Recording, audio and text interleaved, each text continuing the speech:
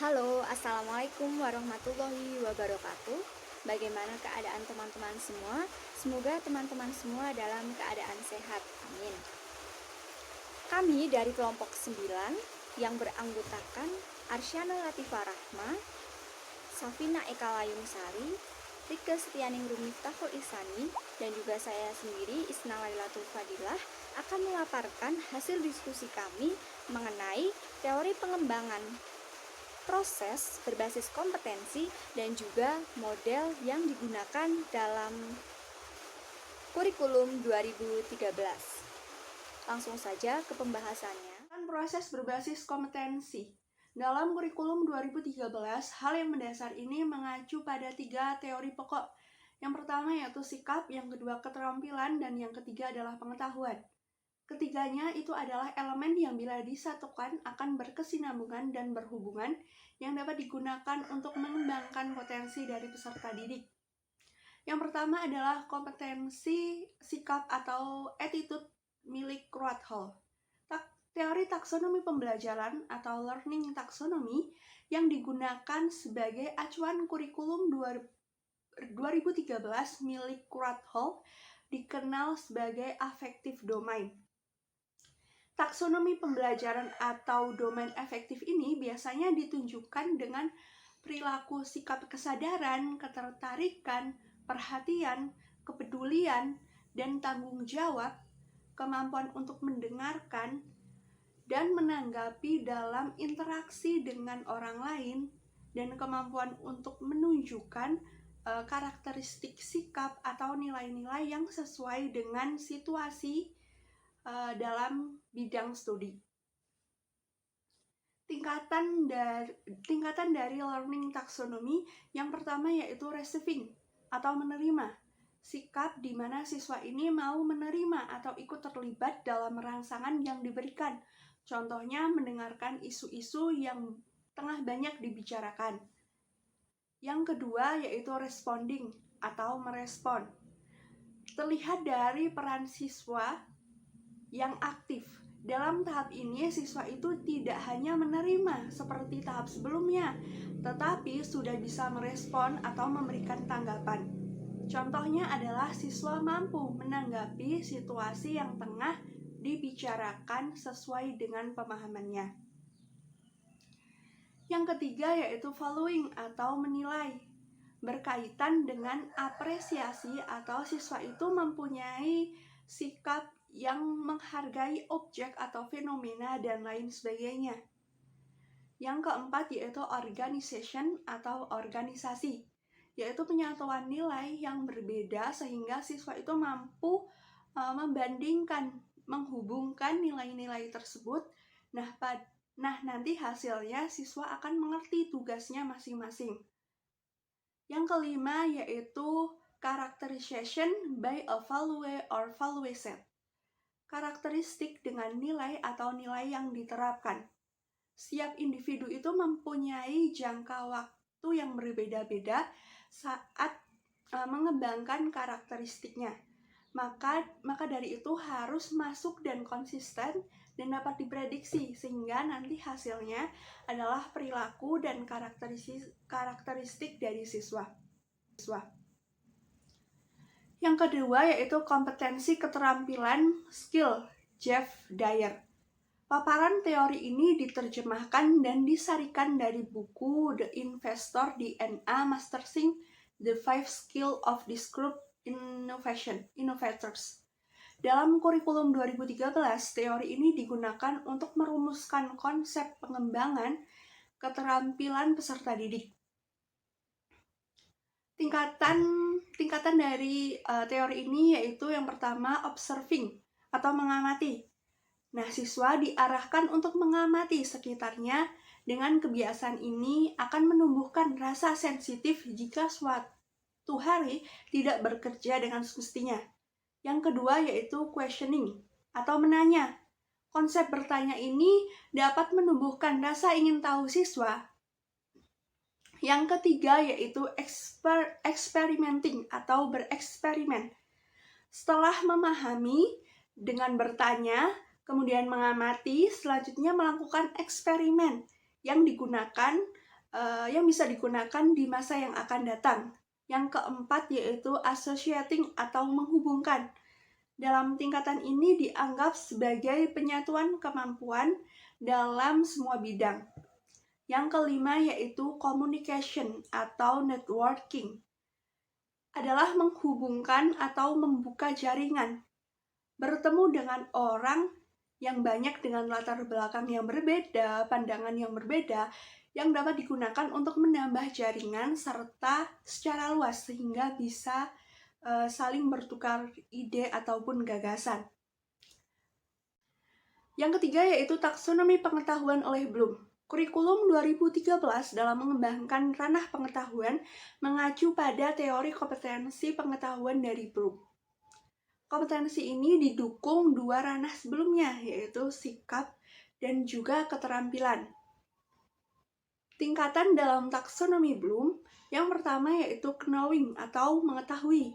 Pada tahap ini, siswa itu baru mengingat, baru mengetahui, tetapi masih belum ada bukti tentang hal yang diingat dan diketahui tersebut. Yang kedua yaitu understanding atau memahami. Siswa mulai memahami konsep dan mampu menjelaskan dengan bahasanya sendiri. Yang ketiga yaitu applying atau menerapkan atau mengaplikasikan. Adanya penerapan atau penggunaan pengetahuan untuk menyelesaikan masalah yang ada. Yang keempat yaitu analyzing atau menganalisis.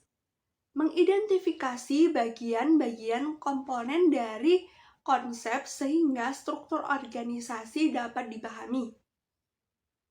Yang kelima yaitu evaluating atau mengevaluasi, yaitu memberikan evaluasi atau penilaian terhadap nilai-nilai dari suatu ide. Selanjutnya adalah penguatan proses melalui model pembelajaran, di mana rekonstruksi pembelajaran pada kurikulum 2013 dilakukan pula melalui penguatan proses.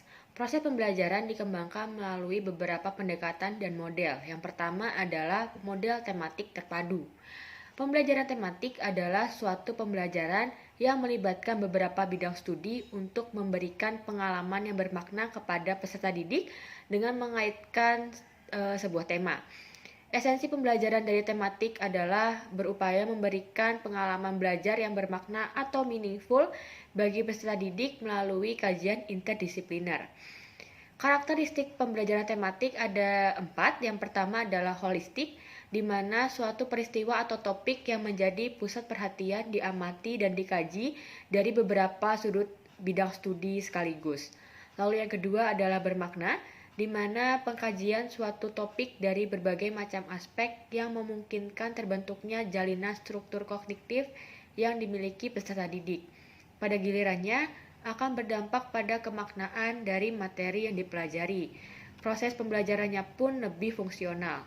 Lalu yang ketiga adalah otentik, di mana dalam otentik ini memungkinkan bahwa peserta didik memahami secara langsung konsep dan prinsip yang akan dipelajari, karena mereka akan mengalami sendiri aktivitas belajar. Mereka pun akan memahami hasil belajar yang diperoleh dari interaksinya dengan berbagai macam sumber belajar seperti objek, fakta, peristiwa, dan bukan hanya sekedar informasi atau pemberitahuan gurunya saja. Sehingga nantinya informasi dan pengetahuan yang didapatkan itu dapat menjadi sifat yang otentik. Lalu yang keempat adalah aktif, di mana pembelajaran tematik pada dasarnya dikembangkan berdasarkan pendekatan discovery inquiry, di mana peserta didik terlibat aktif mulai dari perencanaan, pelaksanaan, hingga evaluasinya. Adapun keterkaitan dan keterhubungan antar berbagai disiplin ilmu dalam pembelajaran tematik. Yang pertama adalah paralel disiplin, di mana pembelajaran yang mengurutkan suatu pelajaran dengan pelajaran lain berkenaan dengan suatu isu atau konsep yang sama. Lalu yang kedua adalah lintas disiplin atau cross-disciplinary, yakni pembelajaran yang memandang satu bidang studi dari perspektif bidang studi yang lain. Yang ketiga adalah pluridisiplin, yakni pembelajaran yang menghubungkan antar dua bidang studi yang berbeda dengan menggunakan sebuah tema.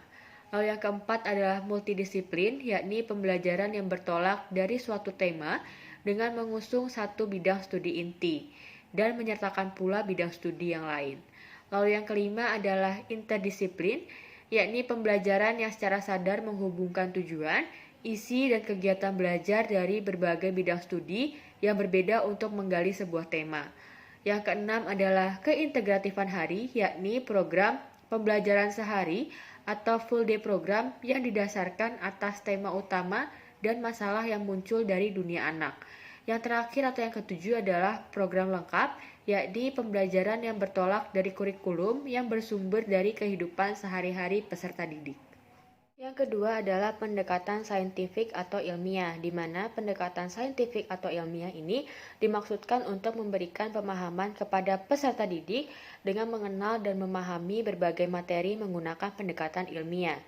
Ada 3 prinsip utama dalam pendekatan saintifik ini. Yang pertama adalah belajar peserta didik aktif, di mana dalam hal ini termasuk dalam inquiry-based learning atau pembelajaran berbasis penelitian, cooperative learning atau belajar kelompok dan berpusat pada peserta didik.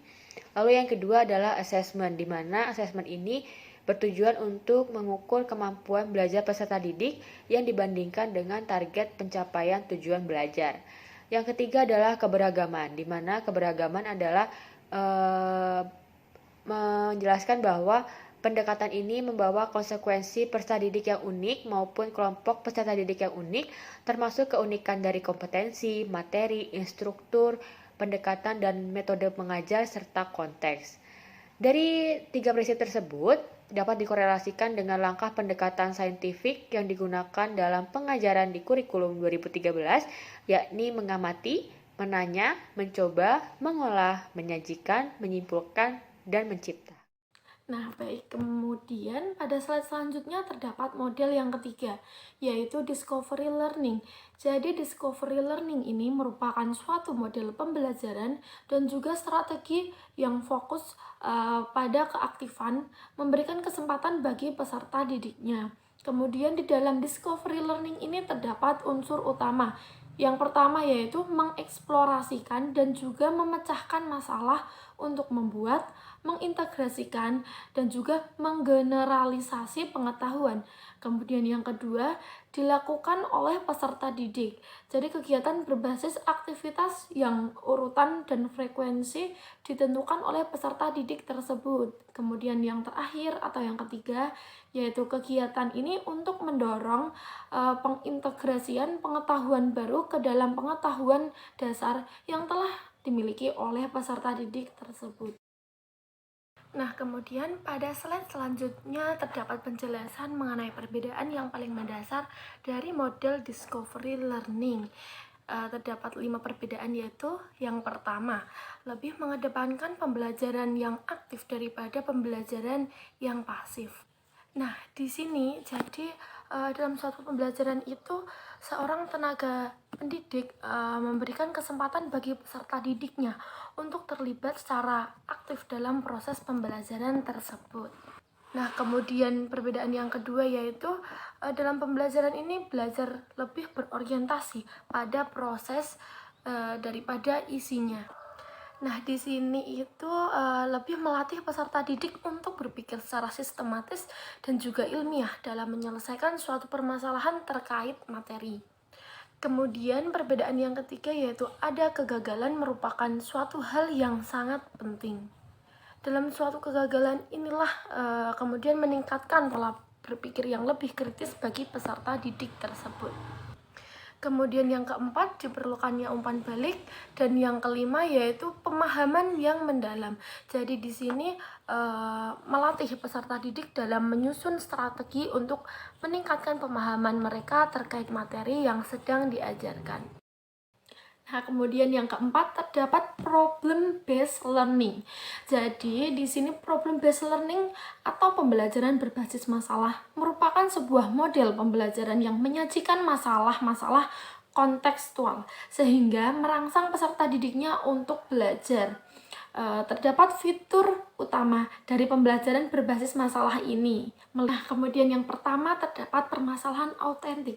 Jadi, pembelajaran berbasis masalah mengorganisasikan masalah nyata yang penting secara sosial dan bermakna bagi peserta didiknya. Jadi peserta didik ini menghadapi berbagai situasi kehidupan nyata yang tidak dapat diberi jawaban-jawaban yang sederhana. Kemudian yang kedua ini ada fokus interdisipliner. Di sini pemecahan masalah menggunakan pendekatan interdisipliner. Hal ini dimaksudkan agar peserta didik belajar berpikir secara struktural dan juga belajar menggunakan berbagai perspektif keilmuan. Yang ketiga yaitu investigasi autentik. Jadi di sini peserta didik itu diharuskan melakukan investigasi secara autentik, yaitu berusaha menemukan solusi yang nyata atau yang real seperti itu. Kemudian yang keempat yaitu produk. Jadi pembelajaran berbasis masalah ini menuntut peserta didiknya mengonstruksikan produk sebagai hasil investigasi tersebut. Produk biasa berupa paper yang dideskripsikan dan didemonstrasikan kepada orang lain. Kemudian yang terakhir terdapat kolaborasi. Jadi di sini peserta didik dalam pembelajaran berbasis masalah mendorong penyelidikan dan juga dialog bersama untuk mengembangkan keterampilan berpikir dan juga keterampilan sosial. Selanjutnya adalah project based learning atau pembelajaran berbasis proyek, atau biasa disingkat PJBL, yaitu metode pembelajaran yang menggunakan proyek atau kegiatan sebagai medianya. Jadi peserta didik itu melakukan eksplorasi, melakukan penilaian, melakukan interpretasi, melakukan sintesis dan sebagainya. Intinya untuk menggali informasi dan menghasilkan berbagai bentuk hasil belajar. Nah, pembelajaran berbasis proyek ini dirancang untuk digunakan pada permasalahan yang kompleks yang diperlukan oleh peserta didik dalam melakukan investigasi dan juga untuk memahami. Pembelajaran berbasis proyek ini memiliki beberapa keuntungan, antara lain yang pertama, meningkatkan motivasi belajar siswa dan juga untuk mendorong kemampuan mereka untuk melakukan pekerjaan penting dan mereka perlu untuk dihargai. Yang kedua, meningkatkan kemampuan pemecahan masalah. Yang ketiga, membuat peserta didik menjadi lebih aktif dan juga berhasil memecahkan masalah-masalah yang lebih kompleks. Lalu ada meningkatkan kolaborasi. Yang kelima, untuk mendorong peserta didik untuk mengembangkan dan mempraktikkan keterampilan komunikasi. Lalu yang terakhir adalah meningkatkan keterampilan peserta didik dalam mengelola sumber. Nah, sekian presentasi dari kami. Apabila ada kesalahan, kami meminta maaf. Terima kasih sudah menyimak. Wassalamualaikum warahmatullahi wabarakatuh.